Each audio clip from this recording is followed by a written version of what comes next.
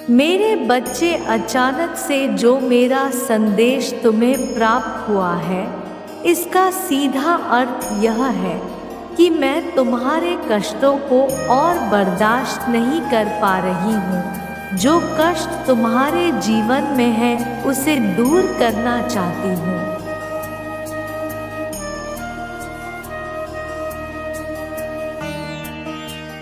इसलिए आज मैं तुम्हें इस संदेश के द्वारा यह ज्ञात कराना चाहती हूँ कि अगले आने वाले 24 घंटे में मैं तुम्हारी समस्या को समाप्त कर दूंगी। और यह मैं तुम्हें आज वादा करती हूँ। एक बाधा तुम्हें भी करना होगा मेरे बच्चे मुझसे, कि जो मैं आज बताऊंगी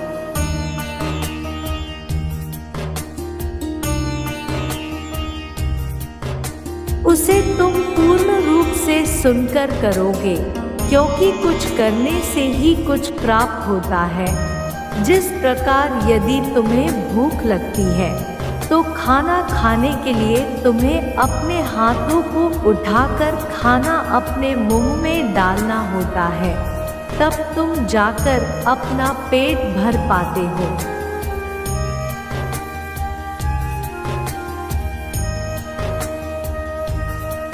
जैसे जीवन में हर एक चीज को प्राप्त करने के लिए कुछ कार्य बनाए गए हैं, उसी प्रकार जीवन में सभी समस्याओं को समाप्त करने के लिए कुछ ऐसे कार्य बनाए गए हैं जिनको यदि तुम पूर्ण रूप से समझ लेते हो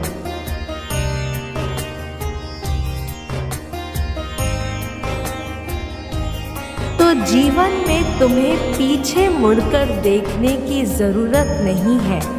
मेरे बच्चे, तुम्हारा जीवन इतना खुशहाल होगा कि तुम्हारी आंखें भी चौकाचौंध हो जाएगी, यह देखकर जो तुमने सोचा भी नहीं होगा।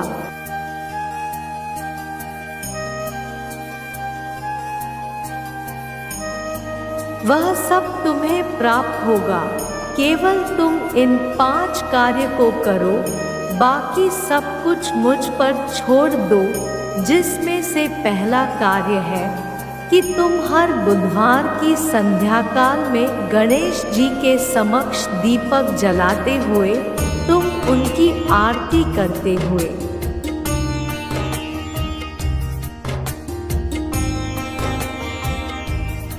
उनका स्मरण करो और उन्हें जो बन पड़े वह प्रसाद चढ़ाकर उन्हें प्रसन्न करो। दूसरा, वही विष्णु देव की आज्ञा का पालन करते हुए ऐसा कोई कार्य मत करो जिससे कि वह तुम पर क्रोधित ना हो। कहने का तात्पर्य यह है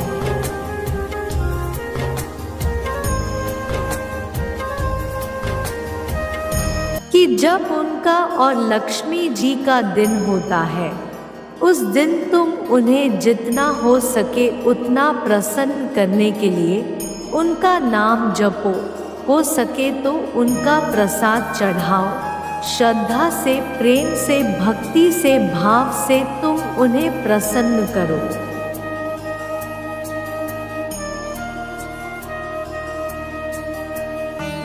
और तीसरा, इस ब्रह्मांड में स्थित जो सूर्य सभी को रोशनी देता है, उनकी रोशनी तुम्हारे जीवन पर भी पड़े और तुम्हारे जीवन में अंधकार को दूर कर दे। इसके लिए तुम्हें प्राप्त कल सुबह सूर्य को जल अर्पित करना।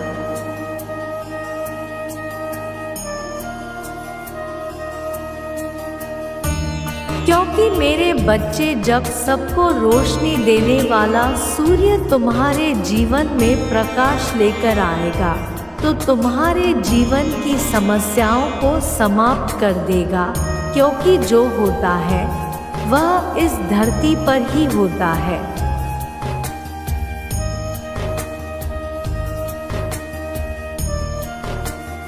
और सूर्य के प्रकाश की रोशनी में या चंद्र की चांदनी में ही किया जाता है।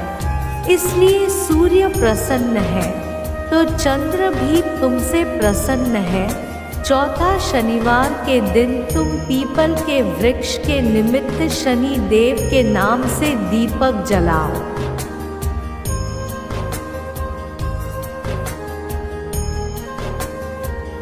ऐसा करने से शनिदेव के क्रोध का सामना तुम्हें नहीं करना पड़ेगा, क्योंकि जीवन में जाने अनजाने में कभी गलती हो जाए इसके लिए। और पांचवा, मेरा स्वयं मैं भी तुमसे प्रसन्न रहूंगी।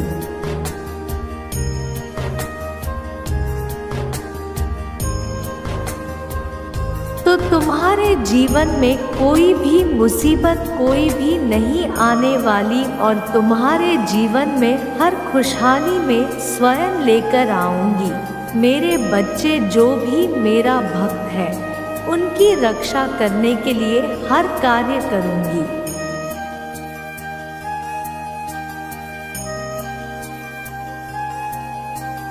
अब और नहीं मेरे बच्चे, जितना तुम सहन कर सकते थे उतना तुमने सहन किया, लेकिन अब बहुत हुआ।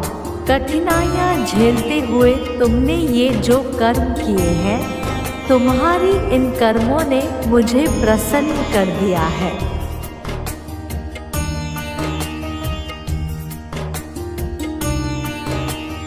और तुमने मुझे अपनी ओर आकर्षित किया है। अपने आप को परिश्रम से और विश्वास से तुमने यहाँ तक पहुँचे हो।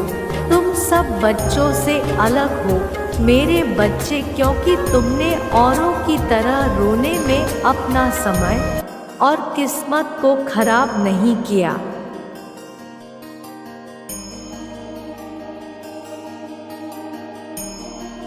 बल्कि तुमने भाग्य को मेरी सहायता से और स्वयं के कर्मों से बदलने की कोशिश की है।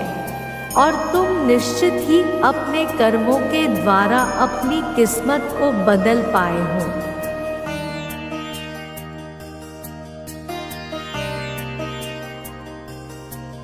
तुमने मुझे विवश कर दिया है कि मैं तुम्हारे भाग्य को सौभाग्य में परिवर्तित करूं।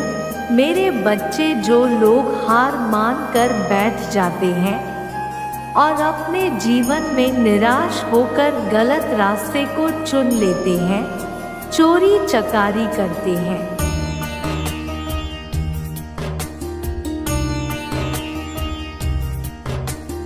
और किसी के पराये धन पर गलत निगाह डालते हैं, अपने कर्मों को सही नहीं करते और वहीं किसी भी तरीके से धन को अर्जित करने की कोशिश करने वाले व्यक्ति असहाय व्यक्तियों को परेशान करते हैं।